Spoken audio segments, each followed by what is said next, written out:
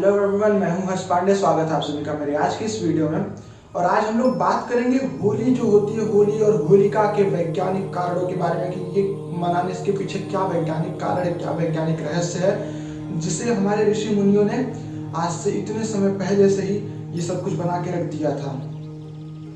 जैसा कि आप लोग जानते हैं, हिंदू धर्म में जितनी भी चीजें हैं, हमारा जो सनातन धर्म है, इसमें हर एक चीज, हर एक छोटे से छोटे रिचुअल्स के लिए भी कोई न कोई वैज्ञानिक कारण है। जो हमारा धर्म है ये पूरी तरीके से विज्ञान से जुड़ा हुआ है और इसी कारण से इसमें होने वाले हर एक चीज को बड़े बारीकी से समझा जाता है। वैज्ञानिक इस पे शोध करते हैं कि क्या हो सकता है इसके पीछे का कारण। जो चीजें नहीं समझ पाए हैं वो उन्हें समझने की कोशिश करते हैं और जिन्हें समझ गए हैं वो आपके सामने प्रस्तुत है।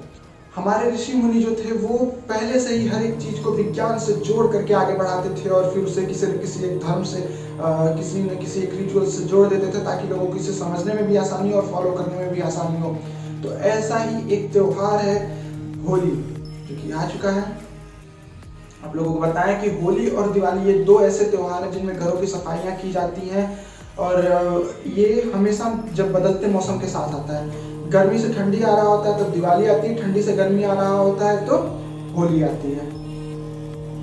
अब ऐसे मौके पे ये दो बड़े त्योहार इसी समय क्यों रखे जाते हैं, इसका एक बहुत ही बड़ा कारण है। कारण ये है कि जब मौसम बदल रहा होता है तो हमारे आसपास बैक्टीरियाज, वायरसेस बहुत ज्यादा इनकी मात्रा बढ़ जाती है, मच्छरों की मात्रा बढ़ जाती है, हर चीज की मात्रा, इस तरीके के जो हार्मफुल जर्म्स होते हैं इन सब की मात्रा जो होती है, कीटाणु वगैरह, इन सब की मात्रा बहुत बढ़ जाती है। तो जब ऐसा होता है तो घर की सफाई करी जाती है। दिवाली और होली पे हम घर की सफाई इसीलिए करते हैं कि जब आसपास साफ सफाई करेंगे तो कीटाणु, जीवाणु जो कुछ भी है वो सभी समाप्त हो जाएंगे और हम रोग मुक्त हो सकते हैं।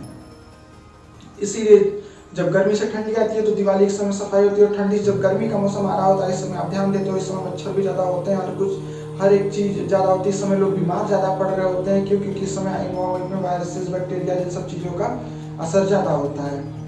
तो इसलिए इस समय साफ सफाई होना बहुत आवश्यक है। एक तो यह कारण है। अब होली से जस्ट पहले रात को होलिका दहन होती है। तो होलिका दहन में हम क्या करते हैं कि लकड़ी जलाई जाती है, लकड़ी के साथ हम गोबर के उपले बना के उसके अंदर डालते हैं, पूजा करते हैं, उसकी परिक्रमा लगाते हैं, ये सब कुछ करते हैं।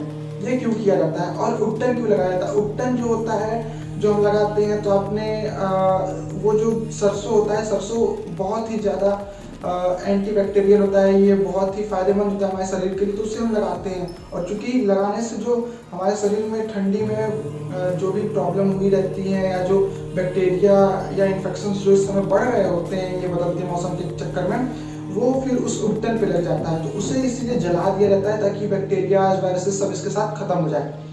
तो जब ये होलिका दहन हो रहा होता है तो आपने कभी ध्यान दिया कि हम भी उसकी परिक्रमा लगाते हैं? हमारे शास्त्रों में तो यही लिखा है कि हमें उसकी परिक्रमा लगानी चाहिए। परिक्रमा क्यों लगानी चाहिए?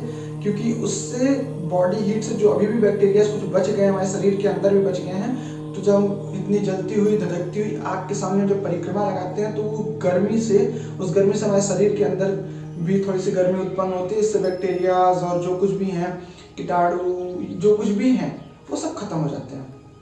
अब होलिका दहन की बात करें तो आज से कुछ 30-40 साल पहले साउथ इंडिया में एक बहुत बड़ा यज्ञ का आयोजन हो रहा था, जिसके आयोजन के समय बहुत ज़्यादा वैज्ञानिक आए थे। अब उन वैज्ञानिकों ने आके वहाँ के एनवायरमेंट को, वहाँ के वातावरण को जांचा था, तो उन्हें पता चला इतना ज़्यादा शुद्ध वातावरण हो चुका था जो पिछले कई सालों में नहीं था। तो यह एक यज्ञ की खासियत होती है कि जब हम यज्ञ करते हैं तो पूरा वातावरण साफ हो जाता है, सकारात्मक ऊर्जा का संचार रहता है पूरी तरीके से हमारे वातावरण में, हमारे एटमॉस्फेयर में। तो जब होलिका दहन कर रहे हो तो सोचिए, होलिका दहन हर एक 200-300 मीटर की दूरी पे कहीं न कहीं एक जगह होलिका दहन हो रहा होता है। ऐसे में क्या होता है कि आसपास हर तरफ इतने ज़्यादा गोबर के उपले जलाए जाते हैं। तो गोबर एंटीबैक्टीरियल होता है और एंटीसेप्टिक भी होता है। ये हमारे शरीर को और हमारे एनवायरमेंट को साफ रखता है, हमारे वातावरण को स्वच्छ रखता है, सकारात्मक ऊर्जा को बढ़ाता है। गोबर जो होता है गाय का, तो हम क्या करते हैं उसे उस उपले में डालते हैं और इतनी ज़्यादा जगह एक साथ जब उपले जलते हैं तो आसपास के सभी बैक्टीरियाज मर जाते हैं। आसपास के बैक्टीरियाज मर जाते हैं, कीटाणु, जीवाणु, ये सभी कुछ जो कुछ भी हैं, वायरस और जर्म्स, सब कुछ खत्म हो जाते हैं। इसके लिए हम होलिका दहन करते हैं। अगले दिन सुबह हम सुबह उठकर होली खेलते हैं। होली खेलने का एक बहुत ही बड़ा कारण है, अभी के जो रंग होते हैं, मैं आप लोगों को बता दूं कि ये रंग पूरी तरीके से रसायन युक्त होते हैं, यानी केमिकल वाले होते हैं। तो ये इन्हें शरीर पे लगाना नुकसानदायक होता है। आंख में लग गया तो जाओ डॉक्टर के पास चेक कराने जाओ। पर जब ये होली का प्रचलन शुरू हुआ था तब ऐसा कुछ नहीं था। तब हम जो रंग का प्रयोग करते थे वो फूल, पत्तों, पौधों को सुखा करके उनको पीस के बनाया जाता था, जो कि कभी नुकसान नहीं करते थे। आंख में पड़ गए, आप पी जाओ, कोई फर्क नहीं पड़ता, वो आपको नुकसान नहीं करते थे। हमेशा उसका पॉजिटिव ही इफेक्ट पड़ता था, यानी सकारात्मक लाभ, फायदेमंद ही होते थे वो सब कुछ। जैसे कि अब आज आप देखते हो कि हमारे मार्केट में आ जाते हैं ऑरेंज फ्लेवर का फेस वॉश आ गया। ऑरेंज फ्लेवर क्या करेंगे, उसमें ऑरेंज फ्लेवर ऐड कर दिया, बहुत ज़्यादा स्किन साफ कर देगा। भाई उस समय हम उन्हीं रंगों से फ्लेवर बनाते थे, वही ऑरेंज को हम सुखाते थे, उसको पीस देते थे और उससे जब आपके चेहरे पर लगाया जाता था आपका चेहरा ग्लो करता था। पूरी ठंडी में हमारा शरीर फट रहा होता है और हमारे शरीर में भी ऊर्जा की कमी रहती है। ठंडी भर हम ठंडी से काँप रहे होते हैं तो काम नहीं करते। तो होली खेलते समय हम यहाँ से वहाँ भागते हैं, तो हमें उससे क्या होता है कि जो ठंडी भर हमने कोई काम नहीं किया है, ठिठ उठ के पड़े रहे हैं, तो अब यहाँ दौड़ते हैं तो हमारा जो शरीर होता है वो फिर से एक्टिव हो जाता है।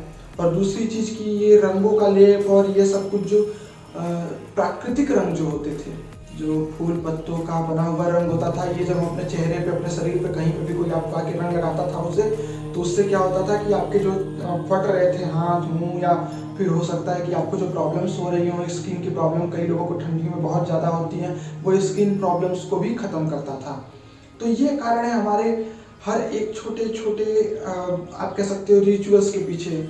आप जो कुछ भी करते हो, हिंदू धर्म में, हमारे सनातन धर्म में जो कुछ भी किया जाता है उसके पीछे एक बहुत बड़ा कारण जरूर होता है। तो जैसा अभी मैंने होली के लिए बताया, ऐसे ही और भी चीज़ों के लिए कारण, कई चीज़ें तो अभी तक पता भी नहीं चली हैं पर उन्हें खोजा जा रहा है। अगर आप लोगों को मेरी ये वीडियो अच्छी लगी हो तो प्लीज़ लाइक करिए, शेयर करिए और चैनल को सब्सक्राइब करिए। धन्यवाद।